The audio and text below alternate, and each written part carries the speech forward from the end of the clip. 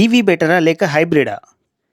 ఎప్పుడైతే normal petrol vehicles పైన ఈ20 అని, డీజిల్ అయితే డీపీఎఫ్ అనే ఇబ్బందులు పెరిగాయో, అప్పటి నుంచి ఈ క్వశ్చన్ ప్రతి ఒక్కరి మైండ్‌లో రన్ అవుతుంది.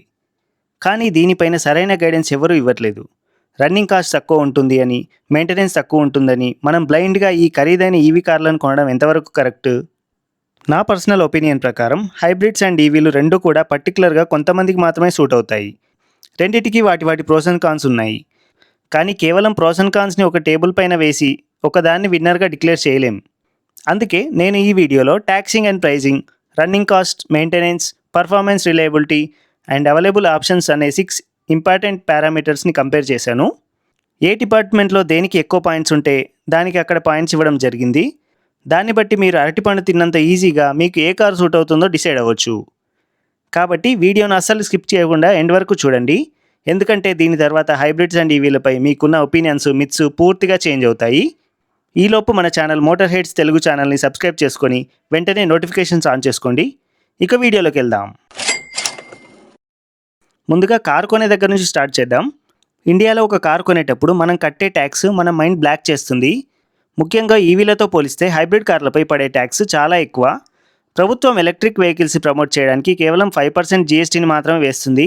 హైబ్రిడ్ కార్లపై మాత్రం ఏకంగా 40% వరకు జీఎస్టీ విధిస్తోంది. దీనివల్ల షోరూంలో 2 కార్ల బేస్ ప్రైస్ ఒకేలా ఉన్నప్పటికీ రోడ్డుపైకి వచ్చేసరికి ట్యాక్స్ల వల్ల హైబ్రిడ్ కార్ ధర భారీగా పెరిగిపోతుంది. ఉదాహరణకు టాటా హ్యారియర్ ఈవీ మరియు మారుతి గ్రాండ్ విటారా హైబ్రిడ్ కార్లను తీసుకుంటే వాటి మేకింగ్ కాస్ట్ దాదాపు సమానంగా ఉన్న హైబ్రిడ్ కార్ రిజిస్ట్రేషన్ మరియు ట్యాక్స్ల వల్ల ఆన్ రోడ్ ప్రైస్లో కస్టమర్లకు పెద్ద డిఫరెన్స్ కనిపిస్తుంది.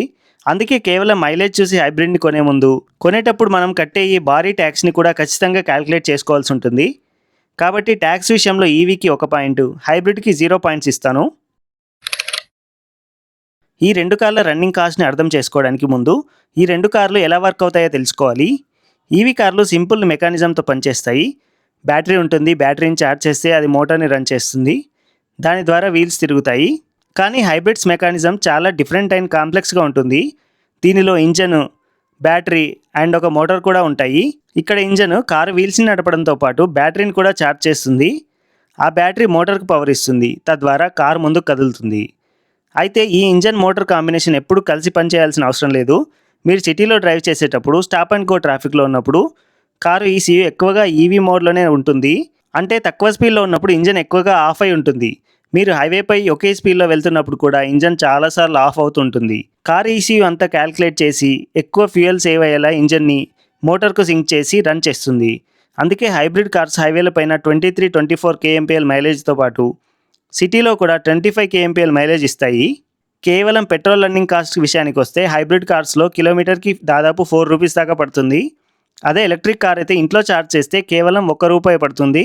అదే ఫాస్ట్ ఛార్జర్ ద్వారా ఛార్జ్ చేస్తే కిలోమీటర్ 3 రూపీస్ వరకు పడుతుంది.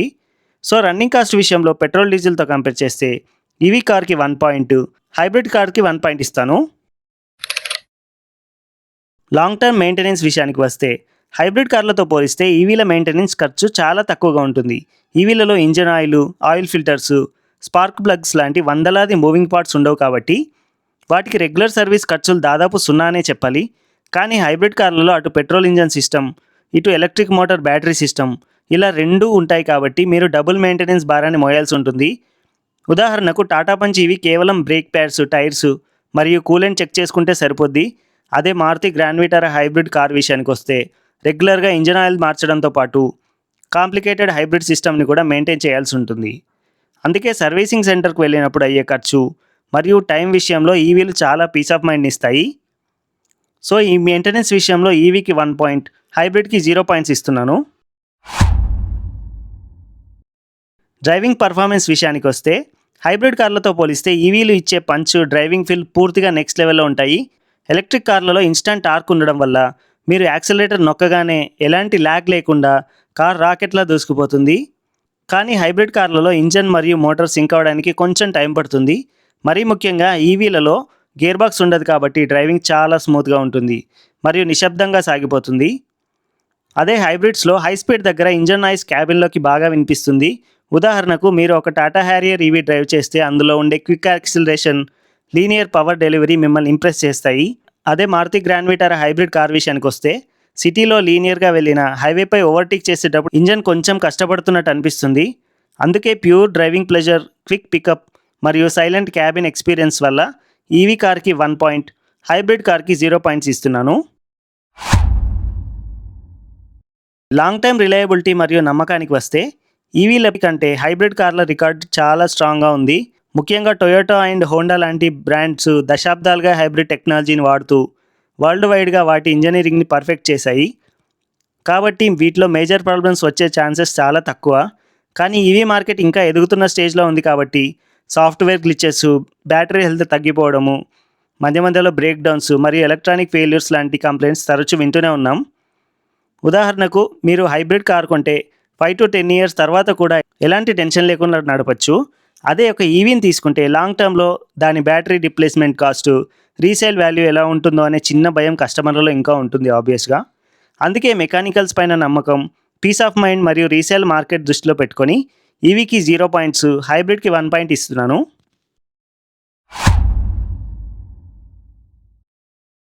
ఇక ఆప్షన్ విషయానికి వస్తే ఈ వీడియో చేసే టైంకి కేవలం 2 బ్రాండ్స్ మాత్రమే హైబ్రిడ్ కార్లను సేల్ చేస్తున్నాయి, టొయోటా అండ్ హోండా. అదేంటి మారుతి సుజుకిలో కూడా హైబ్రిడ్స్ ఉన్నాయి కదా అని మీకు డౌట్ రావచ్చు. నిజానికి టొయోటా వాళ్ళ టెక్నాలజీ రీబ్రాండ్ చేసి రిలీజ్ చేస్తున్నారు మారుతి సుజుకి వాళ్ళు.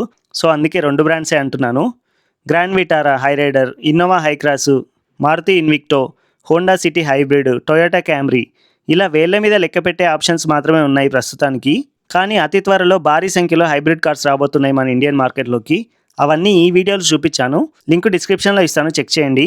కానీ ఈవీలలో టాటా పంచ్ ఈవీ లాంటి చిన్న కార్ల నుంచి BYD C లాంటి ప్రీమియం కార్ల వరకు ప్రతి బడ్జెట్లోనూ ప్రతి సెగ్మెంట్లోనూ బోలెడన్ని ఆప్షన్స్ మార్కెట్లో ఉన్నాయి. కాబట్టి వెరైటీ విషయంలో ఈవీకి 1 పాయింట్, హైబ్రిడ్కి 0 పాయింట్స్ ఇస్తున్నాను. పాయింట్స్ టేబుల్ చూడగానే ఈవీఏ కదా క్లియర్ విన్నర్ అని మీకు అనిపిస్తుండొచ్చు. కానీ ఇక్కడ స్కోర్ కంటే మీకు ఏ పారామీటర్ ముఖ్యం అనేది ఇంపార్టెంట్. మీకు రిలయబిలిటీ, లాంగ్ డ్రైవ్స్, కన్వీనియన్స్ ముఖ్యం అనుకుంటే కళ్ళు మూసుకొని హైబ్రిడ్ తీసుకోండి. పెట్రోల్ మన భారతదేశంలో ఏ పల్లెటూరులోనైనా సంపాదించవచ్చు. కానీ ఒక ఎలక్ట్రిక్ ఛార్జింగ్ స్టేషన్ కనిపెట్టడం చాలా ఇబ్బందికరం.